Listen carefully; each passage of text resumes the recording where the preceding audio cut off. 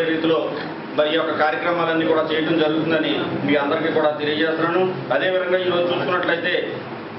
రైతులకు సంబంధించినటువంటి పాస్బుక్లు కూడా మరి ఈ యొక్క రాష్ట్ర ప్రభుత్వం ప్రత్యేకంగా ప్రవేశపెట్టి ఏ విధమైనటువంటి ఇబ్బంది లేకుండా మరి రైతులకు సంబంధించినటువంటి ఎరువులు సరఫరాలు కానివ్వండి, అదేవిధంగా లోన్స్ తీసుకోవడానికి కానివ్వండి, ఈ యొక్క పాస్బుక్లన్నీ కూడా ఎప్పటికప్పుడు ప్రతి రైతుకి కూడా మరి గతంలో జరిగినటువంటి ప్రజాపథం కార్యక్రమాలు కానివ్వండి, ఎన్నో కార్యక్రమాల ద్వారా రైతులందరికీ కూడా మరి వారింటికే వెళ్ళి మరి ఇచ్చే కార్యక్రమాలు కూడా చేపట్టడం జరిగిందని మీ అందరికీ కూడా